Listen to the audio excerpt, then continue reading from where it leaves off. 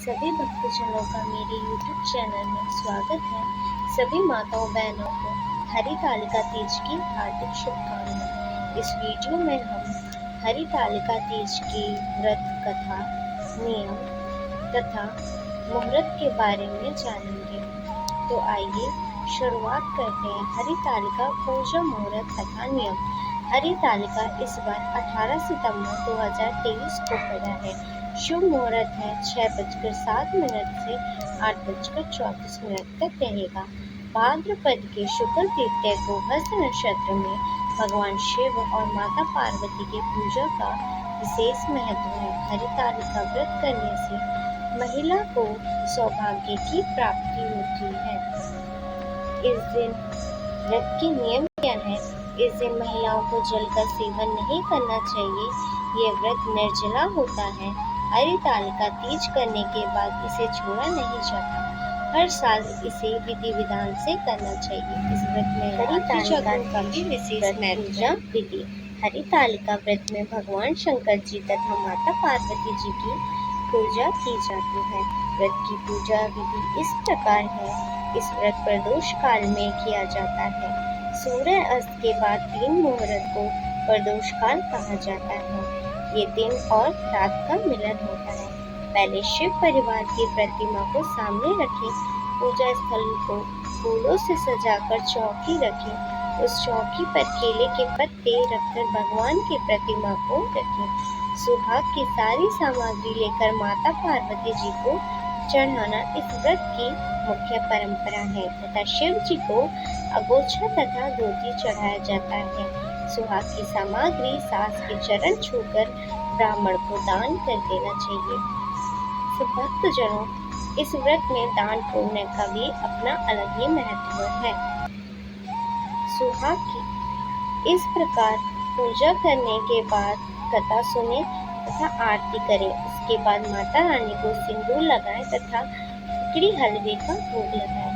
आइए हरितालिका तीज की संपूर्ण व्रत कथा के बारे में जाने हम। तो आइए व्रत कथा की शुरुआत करते हैं। हरितालिका तीज की कथा। जिनके दिव्य केशों पर मंदार आँख के पुष्पों की माला शोभा देती है और जिन भगवान शंकर के मस्तक पर चंद्र और कंठ में मुंडों की माला पड़ी हुई है, जो माता पार्वती दिव्य वस्त्रों से तथा भगवान शंकर दिगंबर वेश धारण किए हैं, उन दोनों भवानी शंकर को मैं नमस्कार करती हूँ। श्री महादेव जी बोली, हे देवी, यह सुन मैं तेरे सम्मुख उस व्रत को कहता हूँ जो परम गुप्त है। जैसे तारागणों में चंद्रमा और ग्रहों में सूर्य, वर्णों में ब्राह्मण, देवताओं में गंगा, पुराणों में महाभारत, वेदों में शाम और इंद्रियों में मन श्रेष्ठ है, वैसे ही पुराण और वेद इसमें सबसे इसका वर्णन आया है, जिसके प्रभाव से तुमको मेरा आधा आसन प्राप्त हुआ है। कैलाश पर्वत के सुंदर शिखर पर माता पार्वती जी ने श्री महादेव जी से कहा, पूछा, हे महेश्वर, मुझसे आप वह गुप्त से गुप्त वार्ता कहिए जो सबके लिए सब धर्मों से भी सरल तथा महान फल देने वाली हो। हे नाथ, यदि आप भली भांति प्रसन्न हैं तो आप मुझे मेरे सम्मुख प्रकट कीजिए। हे जगन्नाथ, आप आदि मध्य और अंत रहित, आपकी माया का कोई पार नहीं है। आपको मैंने किस भांति प्राप्त किया है? कौन से व्रत तप या दान के पुण्य से आप मुझको वर रूप में मिले? श्री महादेव जी बोले, हे देवी, यह सुन मैं तेरे सम्मुख उस व्रत को कहता हूँ जो परम गुप्त है। जैसे तारागणों में चंद्रमा और ग्रहों में सूर्य, वर्णों में ब्राह्मण, देवताओं में गंगा, पुराणों में महाभारत, वेदों में शाम और इंद्रियों में मन श्रेष्ठ है, वैसे ही पुराण और वेद सबसे इसका वर्णन आया है, जिसके प्रभाव से तुमको मेरा आधा आसन प्राप्त हुआ है। हे प्रिय, उसी का मैं तुमसे वर्णन करता हूँ, सुनो। भाद्रपद भादो मास के शुक्ल पक्ष के हस्त नक्षत्र संयुक्त तृतीया तीज के दिन इस व्रत का अनुष्ठान मात्र करने से सब पाप का नाश हो जाता है। तुमने पहले हिमालय पर्वत पर इसी महान व्रत को किया था। जो मैं तुम्हें सुनाता हूँ। पार्वती जी बोली, हे प्रभु, इस व्रत को मैंने किस लिए किया था, यह मुझे सुनने की इच्छा है, सो कृपा करके कहिए। शंकर जी बोले, आर्यावर्त में हिमालय नामक एक महान पर्वत है, जहाँ अनेक प्रकार की भूमि अनेक प्रकार के वृक्षों से सुशोभित है, जो सदैव बर्फ से ढके हुए तथा गंगा की कल कल ध्वनि से शब्दमान रहता है। हे पार्वती जी, तुमने बाल्यकाल में उसी स्थान पर परम तप किया था और 12 वर्ष तक के महीने में जल में रहकर तथा वैशाख माह में अग्नि में प्रवेश करके तप किया। श्रावण के महीने में बाहर खुले में निवास कर अन्न त्याग कर तप करती रही। तुम्हारे उस कष्ट को देखकर तुम्हारे पिता को बड़ी चिंता हुई।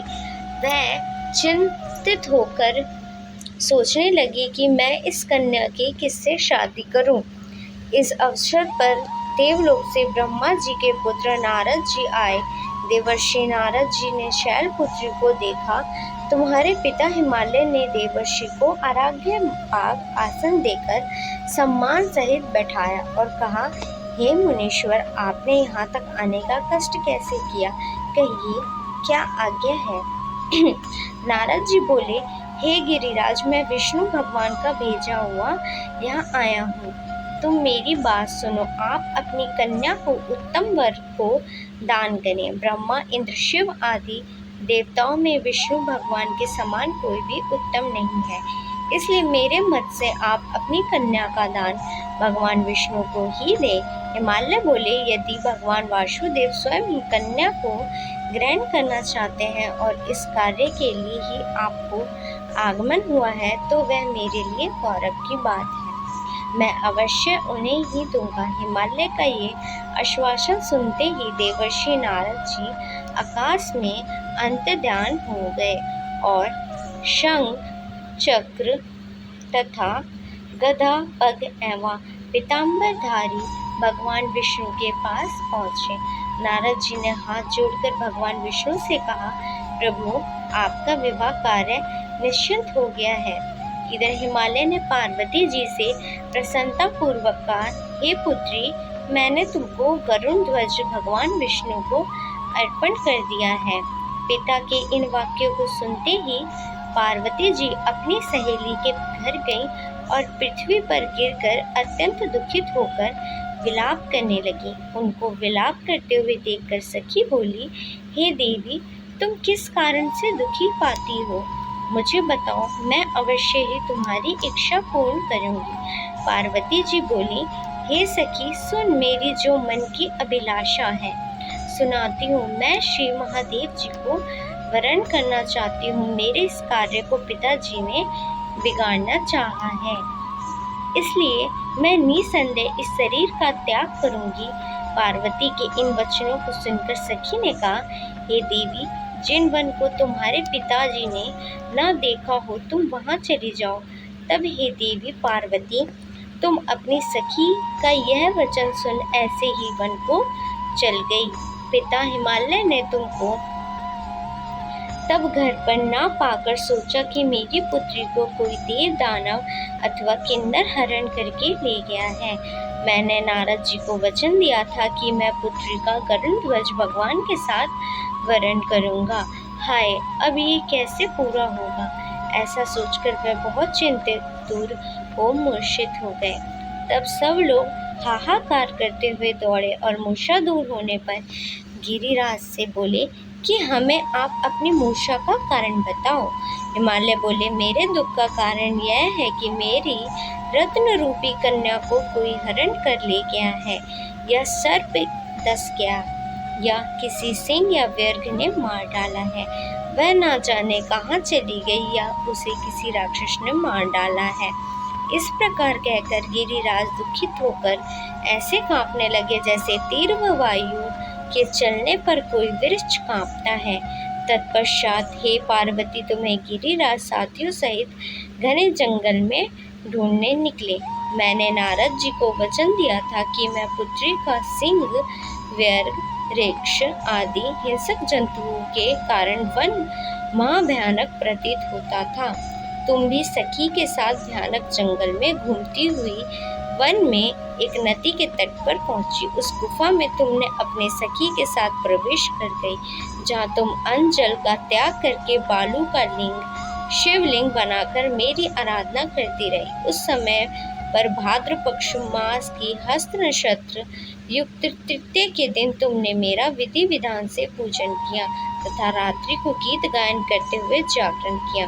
तुम्हारे उस महाव्रत के प्रभाव से मेरा आसन डोलने लगा। मैं उसी स्थान पर आ गया जहाँ तुम और तुम्हारी सखी दोनों थी। मैंने आकर तुमसे कहा, वराने, मैं तुमसे प्रसन्न हूँ, तुम मुझसे वरदान मांगो। तब तुमने कहा कि हे देव, यदि आप मुझसे प्रसन्न हैं तो आप महादेव जी ही मेरे पति हो। मैं तथास्तु ऐसा कहकर कैलाश पर्वत पर को चला गया और तुमने प्रभात होते ही मेरी उस बालू की प्रतिमा को नदी में विसर्जित कर दिया। हे शुभे, तुमने वहां अपनी सखी सहित व्रत का पारायण किया। इतने में तुम्हारे पिता हिमवान भी तुम्हें ढूंढते ढूंढते उसी घने वन में आ पहुँचे।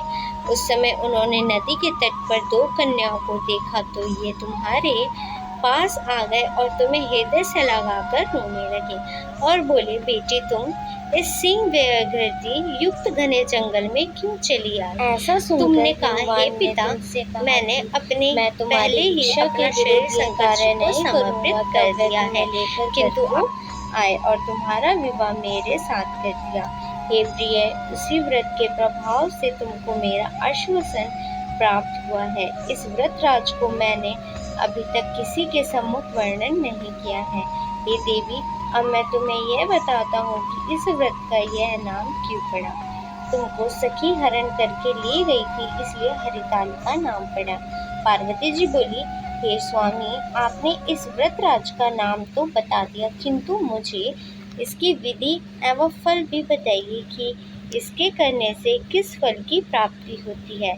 तब भगवान शंकर जी बोले, इस स्त्री जाति के उत्तम व्रत की विधि सुनिए।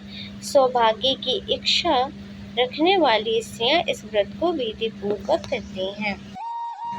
प्रिय भक्तों, इसी के साथ व्रत का समापन होता है। आशा करती हूँ आपको व्रत कथा अच्छी लगी होगी। इस व्रत को जो भी स्त्री विधि विधान के साथ करती है उसको सौभाग्य की प्राप्ति होती है तथा इस व्रत को कुंवारी कन्याएं भी करती हैं तो उनको सौभाग्य वर की प्राप्ति होती है।